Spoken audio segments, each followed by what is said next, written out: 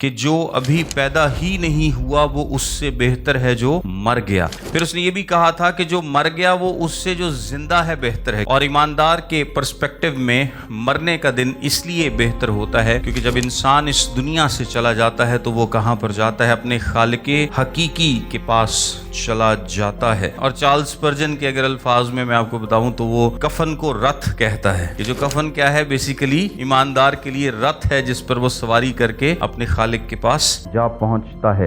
مسیح میں آپ سب کو سلام۔ آئیے میرے ساتھ دیکھیں وائز کی کتاب، اس کا 7واں باب، پہلی آیت سے دیکھیں۔ لکھا ہے، نیک نامی بیش بہا عطر ہے، عطر سے بہتر ہے، اور مرنے کا دن پیدا ہونے کے دن سے۔ میں نے آپ کو بتایا تھا کہ اس کو تقریباً ہم 2 حصوں میں ڈیوائیڈ کر سکتے ہیں جو وائز کی کتاب ہے۔ ایک تو پہلے 6 چیپٹرز اور پھر 7 سے 12 چیپٹرز ہیں، اور 7 سے جو پہلے 6 چیپٹرز ہیں اس میں تو وہ زیادہ تر باطل ہی باطل کہتا ہے، لیکن اس کے بعد تھوڑا سا وہ کم باطل کہتا ہے، کیونکہ اب وہ مطلب اور مقصد کچھ اس کی جو تلاش تھی، یعنی وہ پہلے تو اس نے صرف پہلے 6 چیپٹرز میں اس کی تلاش کی ہے، لیکن اب جو ہے وہ اس کے تھوڑے تھوڑے نتائج بھی بیان کرنا شروع ہو گیا ہے۔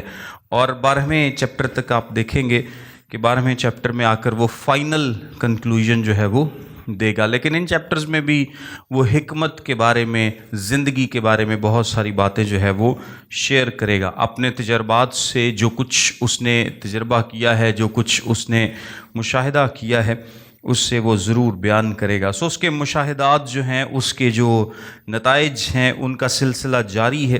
7ویں باب کی پہلی آیت سے لکھا ہے، نیک نامی بیش بہا عطر سے بہتر ہے۔ اس دنیا کی، اس زندگی کی بات ہو رہی ہے، انڈر دا سن پریمس پر، یعنی اس تناظر میں جو کہ ہم اس دنیا میں زندگی گزارتے ہیں۔ جو عطر ہے اس کی خوشبو کب تک رہتی ہے؟ تھوڑی دیر کے لیے قائم رہتی ہے، لیکن نیک نامی جو ہے اس کا اثر کتنا ہے؟ اس کی خوشبو جو ہے وہ زیادہ دیر تک قائم رہتی ہے۔ وہ کہتا ہے کہ کتنا ہی قیمتی عطر کیوں نہ ہو، نیک نامی اس سے بہتر ہے۔ انسان کے نام کے ساتھ نیکی جڑی ہو اس دنیا میں رہتے ہوئے، یہ عطر سے بہتر ہے، کیونکہ اس کی لائف کیا ہے؟ وہ زیادہ ہے۔ اور مرنے کا دن پیدا ہونے کے دن سے، یعنی ایسا دن جس میں انسان اس دنیا سے چلا جاتا ہے، وہ بہتر ہے۔ اور پہلے بھی اس نے یہ کہا تھا کہ جو ابھی پیدا ہی نہیں ہوا وہ اس سے بہتر ہے جو مر گیا۔ اور کیونکہ اس نے تو وہ ظلم دیکھا ہی نہیں، مرنے والے نے تو ظلم دیکھا اس دنیا میں، جو زیادتی، جو ناانصافی ہے، جو ظلم و زیادتی ہے، جبر ہے، یہ سب دیکھا تھا، لیکن جو پیدا ہی نہیں ہوا اس نے تو کچھ دیکھا ہی نہیں۔ جو پیدا نہیں ہوا وہ بہتر ہے۔ پھر اس نے یہ بھی کہا تھا کہ جو مر گیا وہ اس سے جو زندہ ہے بہتر ہے، کیونکہ زندہ کیا کر رہا ہے؟ اس تمام ظلم و زیادتی کو ایکسپیرینس کر رہا ہے، اس کا تجربہ کر رہا ہے، لیکن جو مر گیا ہے وہ اس لیے بہتر ہے کیونکہ اس کی ان سب سے کیا ہوئی ہے؟ جان چھوٹ گئی ہے، خلاصی ہوئی ہے۔ یہاں پر بھی وہ وہی بات دہراتا ہے کہ مرنے کا دن پیدا ہونے کے دن سے بہتر ہے، اور ایماندار کے پرسپیکٹو میں مرنے کا دن اس لیے بہتر ہوتا ہے کیونکہ جب انسان اس دنیا سے چلا جاتا ہے تو وہ کہاں پر جاتا ہے؟ اپنے خالق حقیقی کے پاس چلا جاتا ہے۔ اور کرسچن کانٹیکسٹ میں ہم یہی بات کرتے ہیں کہ ہم مرتے نہیں بلکہ کیا کرتے ہیں؟ سو جاتے ہیں، یعنی ہماری پلیس بدل جاتی ہے، ایک جگہ سے دوسری جگہ چلے جاتے ہیں۔ اور چارلز اسپرجن کے اگر الفاظ میں آپ کو بتاؤں تو وہ کفن کو رتھ کہتا ہے کہ جو کفن کیا ہے؟ بیسیکلی ایماندار کے لیے رتھ ہے جس پر وہ سواری کر کے اپنے خالق کے پاس جا پہنچتا ہے۔ پھر وہ کہتا ہے، ماتم کے گھر میں جانا ضیافت کے گھر میں داخل ہونے سے بہتر ہے، کیونکہ سب لوگوں کا انجام یہی ہے، اور جو زندہ ہے اپنے دل میں اس پر سوچے گا۔ غمگینی ہنسی سے بہتر ہے، کیونکہ چہرے کی اداسی سے دل سدھر جاتا ہے۔ دانا کا دل ماتم کے گھر میں ہے، لیکن احمق کا جی عشرت خانے سے لگا ہے۔ وہ یہاں پر یہ بات بتا رہا ہے کہ موت اور زندگی، انسان کو ان دونوں پر غور کرنا چاہیے، انسان کو اپنے انجام پر غور کرنا چاہیے، اور زیادہ چانسز کہاں ہیں کہ انسان اپنے انجام پر غور کرے گا؟ جب وہ کسی ماتم والے گھر میں جائے گا، ایسے گھر میں جس میں موت ہے یا دکھ ہے، اس میں جائے گا تو وہ اپنے انجام پر بھی غور کرے گا۔ لیکن اگر وہ کسی خوشی والے گھر میں جائے گا تو وہاں پر وہ اپنے انجام پر غور نہیں کرے گا۔ کہتا ہے کہ یہ زیادہ بہتر ہے کہ انسان اپنے انجام پر غور کرے، اور زیادہ بہتر ہے کہ وہ ماتم والے گھر میں جائے تاکہ وہ اس بات کو یاد رکھ سکے۔ اور یہ جو تیسری آیت میں اس نے بات بیان کی ہے کہ غمگینی ہنسی سے بہتر ہے، کیونکہ چہرے کی اداسی سے دل سدھر جاتا ہے۔ یعنی جو وقتی طور پر دکھ ہوتا ہے، آزمائش ہوتی ہے، یہ انسان کو کیا کرتا ہے؟ مضبوط کرتا ہے، انسان کو مضبوط کرتا ہے۔ اور یہ جو ہنسی ہے یہ بالکل عارضی ہے، یہ ٹیمپرری ہے، یہ بالکل کیا ہے؟ ٹیمپرری ہے۔ یہ آگے بھی بات وہ بیان کرے گا۔ 5ویں آیت میں لکھا ہے، انسان کے لیے دانشور کی سرزنش سننا احمقوں کا راگ سننے سے بہتر ہے۔ جیسے ہانڈی کے نیچے کانٹوں کا چٹکنا، ویسے ہی احمق کا ہنسنا ہے، یہ بھی بطلان ہے۔ یعنی انسان کے لیے بہتر ہے کہ وہ کسی عقل مند انسان کی بات سنے، اس بجائے اس سے کہ وہ احمقوں کے ساتھ بیٹھے یا ان کے ساتھ وقت گزارے، کیونکہ دانش مند کے ساتھ بیٹھنے سے وہ کیا سیکھے گا؟ دانش سیکھے گا، عقل سیکھے گا، حکمت سیکھے گا۔ لیکن احمق کے ساتھ بیٹھنے سے وہ ان باتوں کو نہیں سیکھے گا۔ احمق کے ساتھ بیٹھے گا تو احمق کا جو ہنسنا ہے، احمق کا جو ساتھ ہے، احمق کی جو خوشی ہے، وہ کیا ہے؟ عارضی ہے۔ جس طرح کانٹے آگ کے نیچے جلائے جاتے ہیں تو وہ فوراً شور کرتے ہیں، چٹک چٹک کر کے فوراً سے جل جاتے ہیں اور فوراً سے ختم ہو جاتے ہیں۔ اسی طرح احمق کا جو ہنسنا ہے، جو احمق کی خوشی ہے، یہ بالکل پل بھر کی ہوتی ہے۔ 7ویں آیت میں لکھا ہے، یقیناً ظلم دانشور آدمی کو دیوانہ بنا دیتا ہے اور رشوت عقل کو تباہ کرتی ہے۔ یہ دونوں قسم کے ظلم کی بات کی گئی ہے، آپ پر ہو یا آپ کسی کے ساتھ کریں۔ مطلب ایک عقل مند آدمی ہے، اگر وہ اس کے اوپر کوئی ظلم کرے گا، وہ ظلم کا شکار ہوگا، تو ہر انسان کی ایک برداشت کی حد ہے جس سے زیادہ وہ برداشت نہیں کر سکتا، تو وہ اس کو دیوانہ بنا دے گا۔ اور اسی طرح وہ اگر کسی کے ساتھ زیادتی کرتا ہے، یعنی رشوت لیتا ہے، انسان اگر کسی کے ساتھ زیادتی کرے، رشوت لے، تو وہ بھی عقل کو کیا کرے گی؟ برباد کر دے گی، تباہ کر دے گی۔ کسی بات کا انجام اس کے آغاز سے بہتر ہے اور بردبار متکبر مزاج سے اچھا ہے۔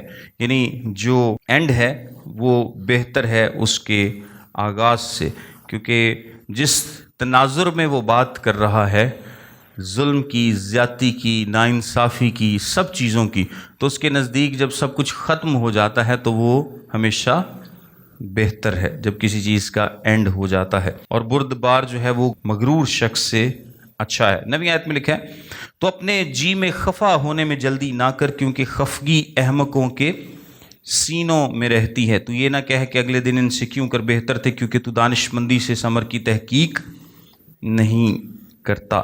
اچھا، یہ جو احمق کی بات کی گئی ہے کہ جو احمق ہوتے ہیں، جو نادان ہوتے ہیں، یہ جلدی غصہ کرتے ہیں۔ یہ کیا کرتے ہیں؟ یہ جلدی غصہ کرتے ہیں۔ ان کے اندر برداشت کی کمی ہوتی ہے، اور برداشت کی کمی حکمت کو جنم لینے نہیں دیتی۔ غصہ جلدی کر لینا یہ ایک دانش مند انسان کا کام نہیں ہوتا۔ جب آپ غصہ جلدی کرتے ہیں، جب آپ جلدی اپنے جذبات پر قابو نہیں رکھ پاتے، تو پھر آپ درست فیصلے نہیں کرتے، پھر آپ درست فیصلے نہیں کر پاتے، اور یہ حکمت کی نشانی نہیں ہے۔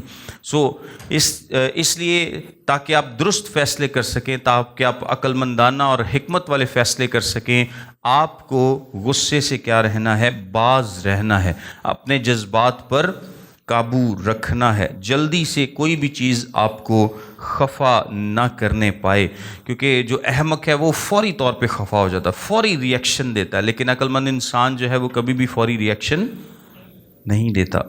تو یہ نہ کہے کہ اگلے دن ان سے کیوں کر بہتر تھے، کیونکہ تو دانش مندی سے امر کی تحقیق نہیں کرتا۔ حکمت خوبی میں میراث کے برابر ہے، اور ان کے لیے جو سورج کو دیکھتے ہیں زیادہ سود مند ہے، کیونکہ حکمت ویسی ہی پناہ گاہ ہے جیسے روپیہ، لیکن علم کی خاص خوبی یہ ہے کہ حکمت صاحب حکمت کی جان کی محافظ ہے۔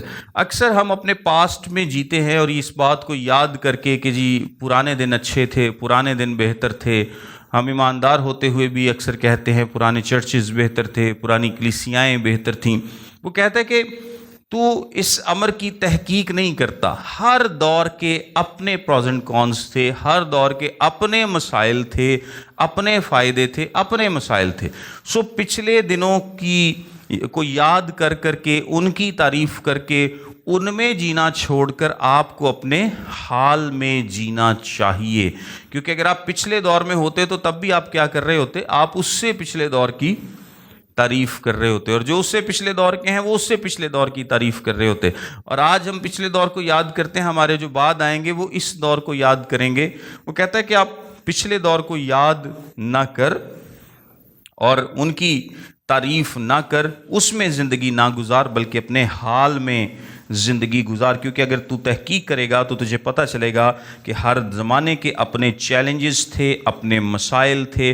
سو حقیقی دانش مندی کیا ہے کہ انسان ماضی پر افسوس کرنے کی بجائے خدا نے جو آپ کو حال میں وقت دیا ہے اس سے سبق سیکھے اور وفاداری اور شکر گزاری کے ساتھ کیا کرے؟ زندگی جیے۔ اس کے بعد وہ بیان کرتا ہے کہ حکمت خوبی میں میراث کے برابر ہے، اور ان کے لیے جو سورج کو دیکھتے ہیں زیادہ سود مند ہے۔ یعنی ان کے لیے جو سورج کو دیکھتے ہیں، مطلب جو اس زمین پر موجود ہیں، جو زندہ ہیں، جو انڈر دا سن رہتے ہیں، ان کے لیے حکمت تب زیادہ سود مند ہے۔ یعنی ایک شخص ہے، اس کے پاس دولت ہے، جس کے پاس دولت کے ساتھ حکمت بھی ہے، وہ بہتر پوزیشن میں ہے، وہ زیادہ بہتر زندگی جی سکتا ہے اس دنیا میں، جس کے پاس نہ صرف دولت ہے بلکہ اس کے پاس حکمت بھی موجود ہے، کیونکہ دولت جو دانائی ہے وہ اس کو صحیح فیصلے کرنے میں کیا کرے گی؟ ہیلپ کرے گی۔ اور پھر آگے وہ بیان کرتا ہے کیونکہ حکمت ویسی ہی پناہ گاہ ہے جیسے روپیہ، لیکن علم کی خاص خوبی یہ ہے کہ حکمت صاحب حکمت کی جان کی محافظ ہے۔ یعنی روپیہ بھی آپ کی حفاظت کرتا ہے، آپ کو بچاتا ہے، لیکن اور حکمت بھی آپ کی حفاظت کرتی ہے۔ روپیہ وقتی طور پہ آپ کی حفاظت کر سکتا ہے، لیکن لانگ ٹرم حفاظت کے لیے، لانگ ٹرم محافظت کے لیے کیا ضروری ہے؟ حکمت کا ہونا ضروری ہے۔ وقتی محافظت میں آپ کچھ بھی کر سکتے ہیں، تسی گارڈ رکھ لو یا کچھ بھی آپ ایسا کام کر لیں جو کہ وقتی طور پر پیسہ کیا کرے گا؟ آپ کی حفاظت کر سکتا ہے، لیکن لانگ ٹرم یہ سلوشن نہیں ہوتا۔ لانگ ٹرم سلوشن کے لیے حکمت میں اور پیسے میں فرق کیا ہے کہ وہ جان کی محافظت وہ بھی کرے گا، لیکن وہ وقتی ہے، اور حکمت جو ہے یہ لانگ ٹرم آپ کی جان کی کیا کرے گی؟ محافظت کرے گی، کیونکہ آپ اس سے درست فیصلے کر پائیں گے، اور درست فیصلے جو کیا ہیں وہ آپ کو محفوظ رکھیں گے۔ درست فیصلے آپ کو محفوظ رکھیں گے۔ صاحب حکمت کی جان کی محافظ ہے۔ آگے لکھا ہے خدا کے کام پر غور کر، کیونکہ کون اس چیز کو سیدھا کر سکتا ہے جسے اس نے ٹیڑھا کیا ہے۔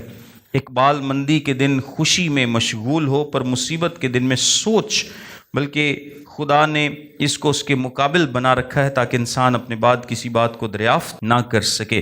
یہاں پر وہ بتا رہا ہے کہ سب کچھ خدا نے اپنی پاک مرضی کے مطابق کامل بنایا ہے، اور جو کچھ اس نے بنایا ہے آپ اس میں کوئی تبدیلی نہیں کر سکتے، اس کے ڈیزائن میں کوئی تبدیلی نہیں کر سکتے، آپ اس کو خراب نہیں کر سکتے، اس کو ٹھیک نہیں کر سکتے، کیونکہ خدا نے کیا کیا ہے؟ سب چیزوں کو کامل بنایا ہے۔ خدا نے سب چیزوں کو بہترین بنایا ہے، بہترین ڈیزائن کیا ہے۔ اس جسے خدا نے ٹیڑھا کیا ہے اسے آپ کیا نہیں کر سکتے؟ سیدھا نہیں کر سکتے، کیونکہ اس کی حاکمیت جو ہے وہ مکمل ہے، اور انسان اس بات کو پوری طرح سمجھ بھی نہیں سکتا۔ پھر اس کے بعد وہ کہتا ہے کہ خوش رہنا اور مصیبت میں رہنا، خدا نے ہی یہ دونوں حالتیں پیدا کی ہیں کہ انسان خوش رہتا ہے یا وہ دکھی رہتا ہے۔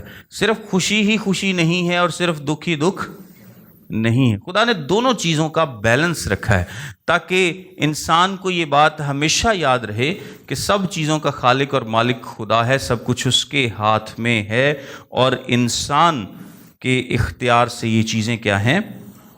باہر ہیں۔ انسان کے اختیار سے یہ چیزیں کیا ہیں؟ باہر ہیں، اور تاکہ انسان اپنے بعد کی کسی بات کو دریافت نہ کر سکے. اور جب خوشی اور غم دونوں کے بارے میں انسان سوچتا ہے، زندگی میں دونوں چیزوں کو لے کر چلتا ہے، تو اس کو معلوم پڑتا ہے کہ وہ فیوچر کی کسی بھی چیز کو جان نہیں سکتا. 15ویں آیت میں لکھا ہے، میں نے اپنی بطالت کے دنوں میں یہ سب کچھ دیکھا کہ کوئی راست باز اپنی راست بازی میں مرتا ہے اور کوئی بد کردار اپنی بد کرداری میں عمر درازی پاتا ہے. حد سے زیادہ نیکوکار نہ ہو اور حکمت میں اعتدال سے باہر نہ جا. اس کی کیا ضرورت ہے کہ تو اپنے آپ کو برباد کرے؟ حد سے زیادہ بد کردار نہ ہو اور احمق نہ بن. تو اپنے وقت سے پہلے کاہے کو مرے گا؟ اچھا ہے کہ تو اس کو بھی پکڑے رہے اور اس پر سے بھی ہاتھ نہ اٹھائے، کیونکہ جو خدا ترس ہے ان سب سے بچ نکلے گا. یعنی وہ ایک ایسی حقیقت کو بیان کر رہا ہے جسے اس نے آبزرو کیا ہے.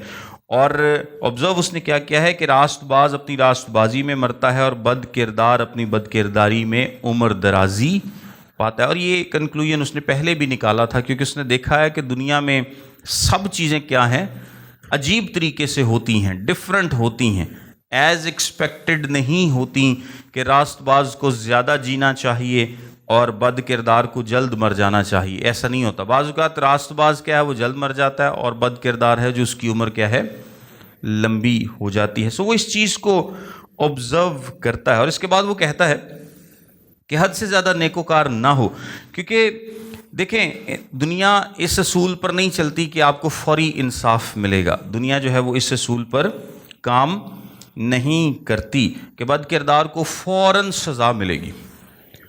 بد کردار کو فوراً سزا بعض اوقات نہیں ملتی. اور ہم بھی دیکھتے ہیں کہ کتنے کتنے بد کردار لوگ جو ہیں کتنی کتنی لمبی زندگی جیتے ہیں، اور خدا کے خلاف کفر بکنے والے اور بہت زیادہ یعنی جو برے لوگ بھی ہیں. کچھ لوگ تو ہوتے ہیں نا گناہ گار، جو صرف جن کی اپنی زندگی گناہ میں ہوتی ہے، اور کچھ ایسے گناہ گار ہوتے ہیں جو خدا کے خلاف بڑا ایگریسولی بولتے ہیں، اس کے خلاف کام کرتے ہیں، کفر بکتے ہیں اور پتہ نہیں کیا کیا کرتے ہیں.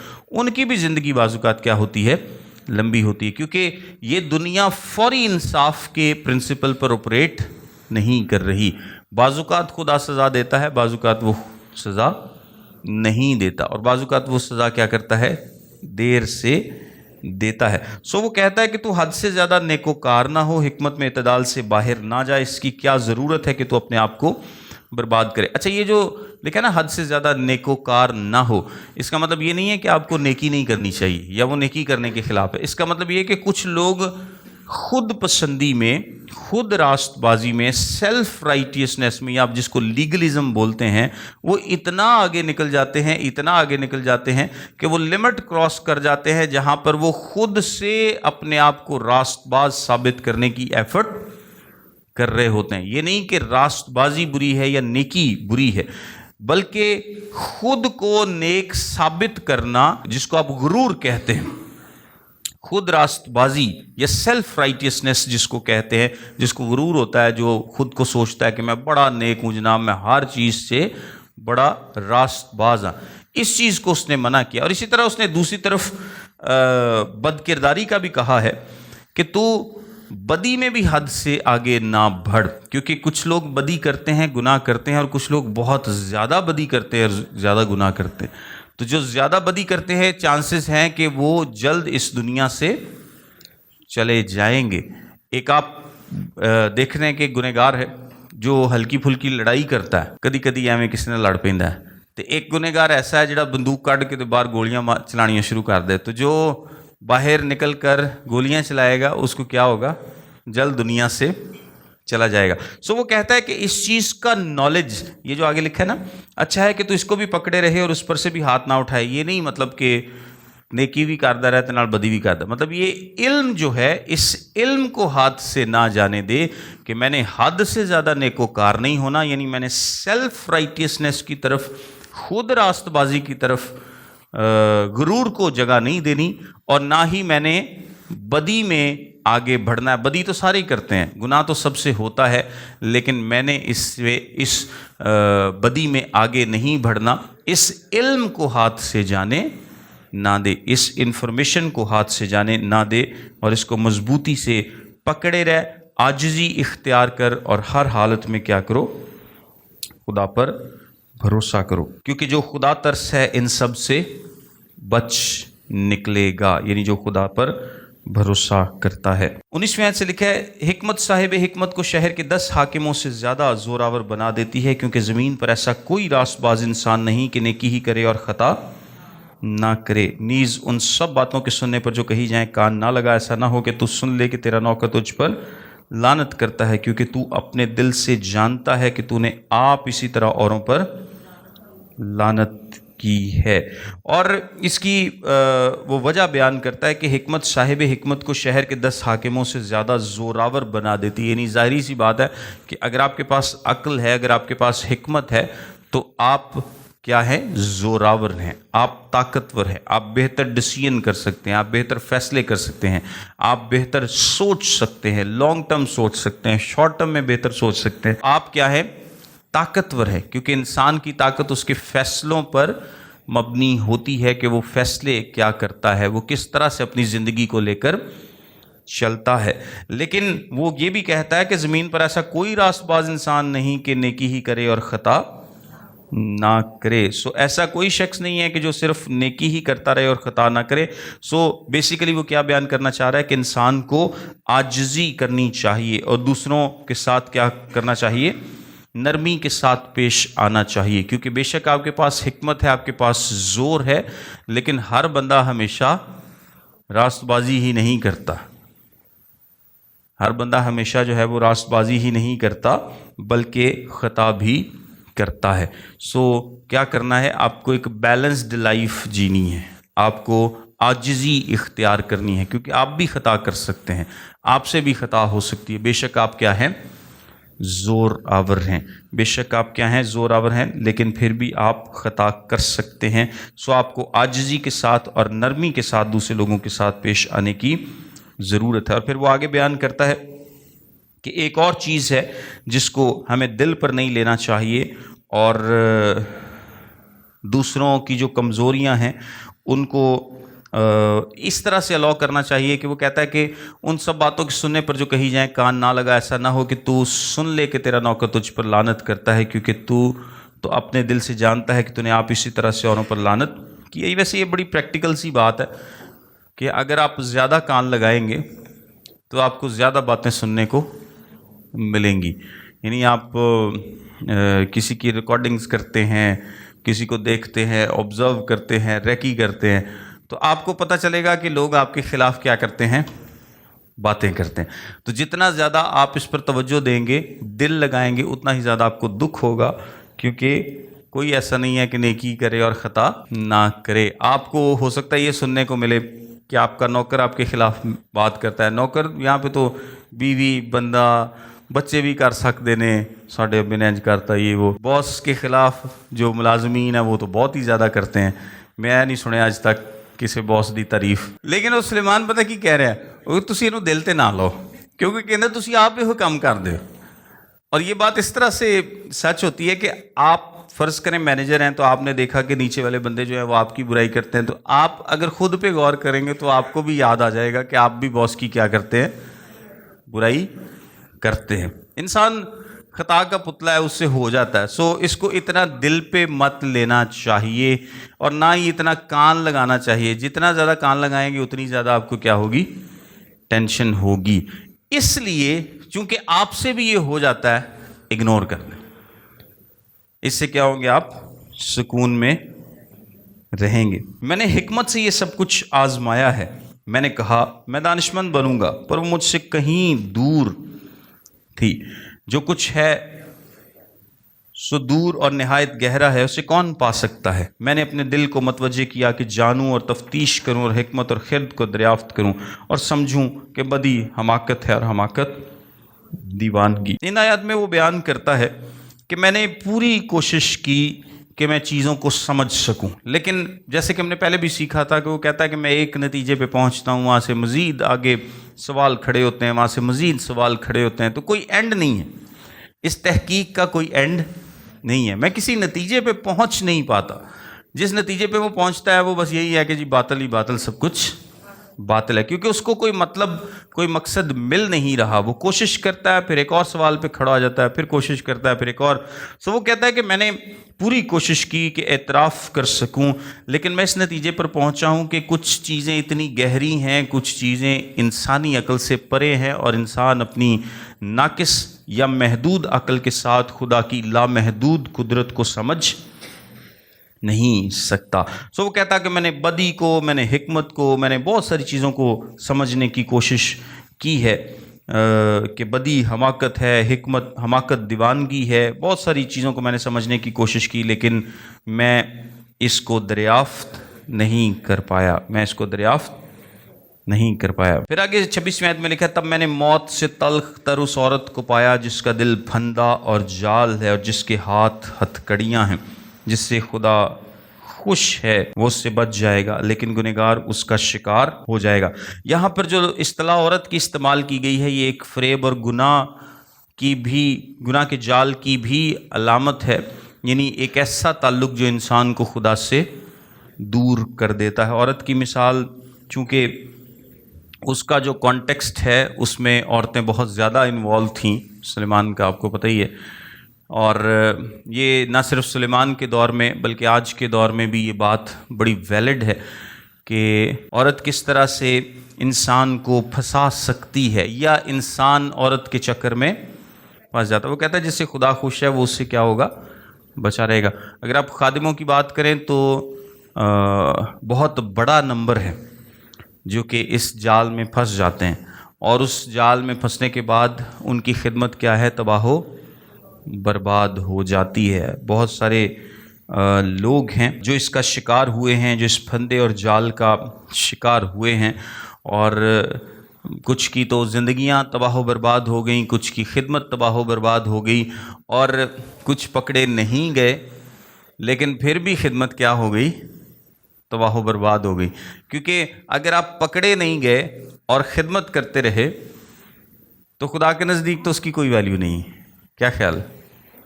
ابھی پچھلے 1-2 ماہ پہلے میں نے کرسچینٹی ٹوڈے، ایک بہت بڑی ویب سائٹ ہے، اس پر ایک آرٹیکل پڑھا کہ اس کا جو آئی تھنک چیف ایڈیٹر تھا، 7 سال ایک ریلیشن شپ میں رہنے کے بعد اس نے ریزائن کیا کہ میں اب مزید اس کو کنٹینیو نہیں کر سکتا. جو کہ چلیں ایک اس لحاظ سے اچھی بات ہے کہ ایٹ لیسٹ اس نے اپنی زندگی میں اس بات کا اعتراف کیا. اس نے سارا کچھ چھوڑ دیا، کرسچینٹی ٹوڈے سے اپنی جو ذمہ داریاں تھیں ان سب کو چھوڑ دیا، اور معافی مانگی، اور اس نے کہا جب میں اپنی بحالی پہ کام کرنے کی کوشش کروں گا. لیکن ڈیفینیٹلی خدمت کے لیے وہ نااہل ہو گیا. خدا تو اسے معاف کر سکتا ہے، اور خدا اگر وہ دل سے معافی مانگے گا تو خدا اسے ضرور معاف کرے گا. لیکن خدمت کیا کی ہے اس نے؟ اپنی اتنی بڑی خدمت کیا کی؟ برباد کر لی. برباد تو خیر اسی دن ہو گئی جب وہ اتنے لمبے ریلیشن شپ میں انوالو تھا. تو اب اگر وہ دنیا کو پتہ چلے بغیر ہی اگر اس دنیا سے چلا جائے تو پھر بھی خدمت تو برباد ہو گئی، کیونکہ خدا کو تو پتہ ہے جس دن سے وہ ریلیشن شپ میں انوالو ہوا اور اس نے اس کے لیے توبہ نہیں کی، معافی نہیں مانگی، اور وہ کنٹینیو اس میں چلتا رہا، تو خدمت برباد ہو گئی. خدا کے نزدیک اس کی کوئی ویلیو نہیں ہے. بہت سارے خادمین ہیں جن کی زندگیاں برباد ہوئیں، اس دنیا میں خدمت برباد ہوئی، اور اگر نہیں بھی پتہ چلا تو آنے والی زندگی میں ان کو اس خدمت کا کوئی فائدہ نہیں ہوگا. وہ کہتا ہے جس سے خدا خوش ہے وہ اس سے بچ جائے گا، لیکن گنہگار اس کا شکار ہوگا. دیکھ وائز کہتا ہے میں نے ایک دوسرے سے مقابلہ کر کے یہ دریافت کیا ہے جس کی میرے دل کو اب تک تلاش ہے پر ملا نہیں.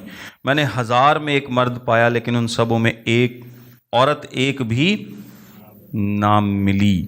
وہ ان آیات میں بیسیکلی وہ یہ نہیں کہہ رہا کہ جی بندیاں چے تے بڑھیاں چے کوئی عقل دا گھاٹا ودا ہے، لیکن اگر آپ اس کے کانٹیکسٹ میں دیکھیں، ابھی جیسے ہم نے بات کی ہے، تو وہ اس کی زیادہ تر انٹرپریٹیشن یہی کی جاتی ہے کہ جس کانٹیکسٹ میں وہ آنیسٹی، لائلٹی ڈھونڈ رہا ہے وہ اس کو نہیں تھی ملنی.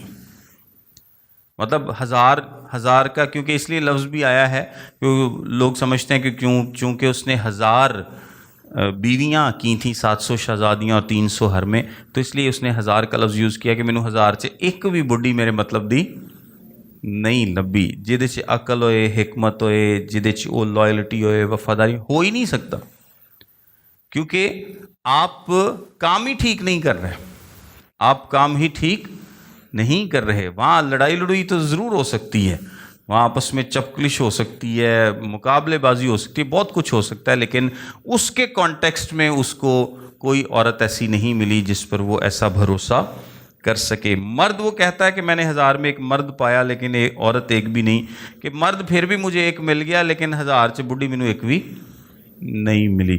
سو یہ جینڈر پر کم اور اس کے اپنے ذاتی تعلق میں بات جو ہے وہ زیادہ بیان کی جاتی ہے کہ اس کے ذاتی تعلق میں اس کو ایسا کچھ بھی نہیں مل سکا۔ اگر آپ ایسے ریلیشن شپس رکھیں گے تو آپ کو بھی کوئی شخص آپ کی مرضی کے مطابق نہیں ملے گا، جس کو آپ سمجھتے ہیں کہ وہ آپ کا وہ پرفیکٹ بہترین ساتھی ہے جو کہ ہونا چاہیے تھا۔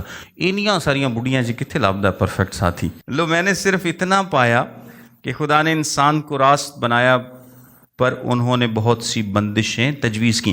یہ جو لکھا ہے نا خدا نے انسان کو راست بنایا، یہ بیسیکلی سب انسانوں کی بات نہیں ہو رہی، یہ آدم کی بات ہو رہی ہے کہ خدا نے آدم کو راست بنایا تھا، باقی کوئی بھی راست نہیں ہے۔ سو آدم کو خدا نے راست بنایا تھا، اور بعد میں بندشیں جو ہیں انسان نے چونکہ گناہ کیا اور پھر وہ خود ہی شکنجے میں پھنستے چلے گئے اپنی ان حرکات کی وجہ سے، اپنے گناہ کی وجہ سے وہ بندشیں تجویز کرتے اور پھنستے چلے گئے۔ لیکن انیشل ڈیزائن میں خدا نے کیا کیا تھا؟ خدا نے انسان کو راست باز بنایا تھا، لیکن اس نے فرمانبرداری چھوڑی اور اپنے راستے خود چنے۔ سو یہ مسئلہ خدا کا نہیں، انسان کے انتخاب کا ہے۔ مسئلہ کس کا ہے؟ انسان کے انتخاب کا ہے۔ 8ویں باب کی پہلی آیت دیکھیں، لکھا ہے دانشمند کے برابر کون ہے اور کسی بات کی تفسیر کون جانتا ہے؟ انسان کی حکمت اس کے چہرے کو روشن کرتی ہے اور اس کے چہرے کی سختی اس سے بدل جاتی ہے۔ یہ آیت بیان کرتی ہے کہ جو حکمت ہے وہ انسان کے رویے میں نرمی لاتی ہے۔ حکمت انسان کے رویے میں نرمی کو لاتی ہے، وقار کو پیدا کرتی ہے، یعنی جو لکھا ہے نا کہ اس کے چہرے کی سختی اس سے بدل جاتی ہے۔ یعنی جو صاحب حکمت شخص ہوگا، جو تو احمق ہے، اس کے سینوں میں کیا رہتی ہے؟ خفگی رہتی ہے، غصہ رہتا ہے، جلد غصہ کرتے ہیں۔ لیکن جو حکمت ہے، جو صاحب حکمت ہے، اس کے چہرے پر آپ کو وقار نظر آئے گا، اس کے رویے میں آپ کو نرمی نظر آئے گی، اس کے رویے میں آپ کو نرمی نظر آئے گی، اور وہ دوسروں کے ساتھ عزت کے ساتھ اور سمجھداری کے ساتھ ہمیشہ پیش آئے گا۔ میں تجھے صلاح دیتا ہوں کہ تو بادشاہ کے حکم کو خدا کی قسم کے سبب سے مانتا رہے، تو جلد بازی کر کے اس کے حضور سے غائب نہ ہو، اور نہ کسی بری بات پر اصرار نہ کر، کیونکہ وہ جو کچھ چاہتا ہے کرتا ہے، اس لیے کہ بادشاہ کا حکم با اختیار، اور اس سے کون کہے گا کہ تو یہ کیا کرتا ہے؟ اس میں وہ بیسیکلی بتا رہا ہے کہ عہد کے سبب سے، کیونکہ خدا کا یہ حکم ہے کہ بادشاہ کی بات کیا کی جائے، مانی جائے، یہ پرانے عہد میں بھی تھا اور نئے عہد میں بھی ہے، جب پولس رسول بیان کرتا ہے کہ تو اعلیٰ حکومتوں کے تابع ہے۔ صرف اس صورت میں آپ کو حکومت کے خلاف جانا ہے اگر حکومت آپ کو کوئی ایسا حکم دے جو کہ خدا کے حکم کے اگینسٹ ہو۔ جو حکومت کا حکم ہے اس کو ہمیشہ ماننا ہے، یعنی اگر آپ کو حکومت کہتی ہے کہ ٹیکس آپ کو دینا ہے تو آپ کو ٹیکس دینا ہے۔ یہ تو ویسے نئے عہد کی تعلیم بھی ہے، جو کیسر کا ہے کیسر کو، جو خدا کا ہے خدا کو ادا کرو۔ اگر حکومت کہتی ہے کہ آپ کو اشارہ نہیں توڑنا تو پھر اشارہ آپ کو نہیں توڑنا۔ اگر آپ کو حکومت کہتی ہے کہ 120 کی سپیڈ سے گاڑی اوپر نہیں چلانی تو پھر آپ کو نہیں چلانی۔ اور اگر آپ ایسا کام کرتے ہیں تو نہ صرف آپ لا کو توڑتے ہیں بلکہ آپ کیا کرتے ہیں؟ گناہ کرتے ہیں۔ اور میں نے یہ پہلے بھی اکثر بات بتائی ہے کہ جو لوگ اشاروں پہ کھڑے نہیں ہوتے وہ یہ نہ سمجھیں کہ جی ٹریفک وارڈن کو نہیں کھلوتا تو بات منٹ مار کے کاٹ لو۔ ہیلمٹ حکومت کہتی ہے کہ جی پہن کے چلو، اور آپ نہیں پہنتے تو آپ کس کے حکم کی خلاف ورزی کریں؟ آپ ڈائریکٹلی حکومت کے ساتھ ساتھ خدا کے حکم کی بھی خلاف ورزی کر رہے ہیں، کیونکہ آپ اس کے تابع نہیں رہ رہے۔ خدا نے ڈائریکٹ حکم دیا ہے کہ اعلیٰ حکومتوں کے تابع رہو، کیونکہ وہ جو قانون بناتے ہیں وہ آپ کی حفاظت کے لیے ہیں، وہ آپ ہی کے لیے ہیں۔ اور موٹر وے پر جو ہم شوخی مارتے ہیں، شیخی سے کہتے ہیں کہ جی میں جناب 150 تے گڈی بھجائی، وارڈن دا پہلے دھیان رکھیا پولیس والوں دا ਤੇ ਉਹ ਇੱਥੇ ਨਾਕਾ ਨਹੀਂ ਲੱਗਾ ਹੁੰਦਾ ਤਾਂ ਉਹਦੇ ਬਾਅਦ ਜਨਾਬ ਖਿੱਚਦੀ ਅਸੀਂ 150 160 ਤੇ ਇਹ खादमीन आपस से लगे होंगे। अगर आप रूल तोड़ते हैं तो ना सिर्फ आप हुकूमत के खिलाफ जा रहे हैं, आप अपनी ज़िंदगी ख़तरे में डाल रहे हैं, आप दूसरों की ज़िंदगी ख़तरे में डाल रहे हैं, आप खुदा के हुक्म की नाफरमानी कर रहे हैं, आप गुनाह कर रहे हैं। तो इसमें शेखी कौन सी आप बता रहे हैं कि जी मैं 150 तोते हैं, पुलिस तो बच बुझ के। तो ये कोई खादमाना रवैया नहीं है, ये मसीही ईमानदारों का रवैया नहीं है। और टैक्स के बारे में भी जब यीशु मसीह ने कहा था पतरस से कि जा एक मछली के मुंह में एक सिक्का मिलेगा और अपने और मेरे लिए वो उनको टैक्स दे, क्योंकि टैक्स देना क्या है, ज़रूरी है। जो कुछ हुकूमत ने आप पर मुकर्रर किया है वो आपके लिए ज़रूरी है, और अगर आप नहीं देते तो फिर आप टैक्स चोर हैं तो गुनाह करते हैं। अच्छा, आगे लिखा है 5वीं आयत से, जो कि हुक्म मानता है बुराई को ना देखेगा और दानिशमंद का दिल मौके और इंसाफ को समझता है। इसलिए कि हर अमर का मौका और कायदा है, लेकिन इंसान की मुसीबत उस पर भारी है, क्योंकि जो कुछ होगा उसको मालूम नहीं, और कौन उसे बता सकता है कि क्यों कर होगा। किसी आदमी को रूह पर इख्तियार नहीं कि उसे रोक सके, और मरने का दिन भी उसके इख्तियार से बाहर है, और उस लड़ाई से छुट्टी नहीं मिलती, और ना शरारत उसको जो उसमें गर्क है छुड़ाएगी। ये सब मैंने देखा और अपना दिल सारे काम पर जो दुनिया में किया जाता है लगाया, ऐसा वक्त जिसमें एक शख्स दूसरे पर हुकूमत करके अपने ऊपर बला लाता है। इन आयात में बेसिकली वाइज जो है वो बता रहा है कि हर काम के लिए एक फ़ैसला और एक वक्त मुकर्रर है, और ये वक्त इंसान को हमेशा मालूम नहीं होता कि क्या होने वाला है। और ये जो ला इल्मी है ये उसके दुख को क्या करती है, बढ़ाती है। उसके दुख को क्या करती है, बढ़ाती है, क्योंकि हर अमर का एक वक्त है, एक मौका है, और उसको इसका नहीं पता, वो लाइल्म है। लेकिन ये जो लाइल्मी है उसके दुख को क्या करती है, बढ़ाती है। और चूँकि उसको अपने मुस्तकबिल पर मुकम्मल इख्तियार नहीं है, और ना ही वो अपनी जान को मौत के दिन से रोक सकता है, यानी मौत खुदा के इख्तियार में है, और इंसान अपने ताकत से, अपने मंसूबों से, अपनी प्लानिंग से, किसी भी चीज़ से उस पर काबू नहीं पा सकता। और लिखा है कि ऐसा वक्त है जिसमें एक शख्स दूसरे पर हुकूमत करके अपने ऊपर बला लाता है, यानी लड़ाई की बात हो रही है, हुकूमत की बात हो रही है, जिसमें वो दूसरे के साथ क्या करता है, ज़्यादती करता है, नुकसान पहुंचाता है। यानी एक शख्स को दूसरे पर हुकूमत का इख्तियार मिला और वो उसके साथ ज़्यादती करेगा, नुकसान उसको पहुंचाएगा, और अपने ऊपर क्या करेगा, बला लाएगा।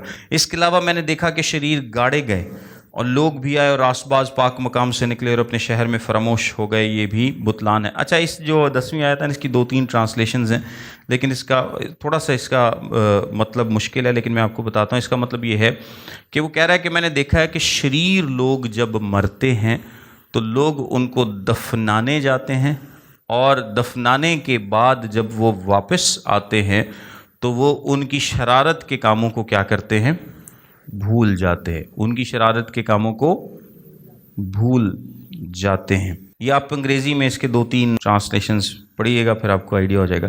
चूँकि बुरे काम पर सज़ा का हुक्म फ़ौरन नहीं दिया जाता, इसलिए बनी आदम का दिल उनमें बदी पर बशिद्दत माइल है।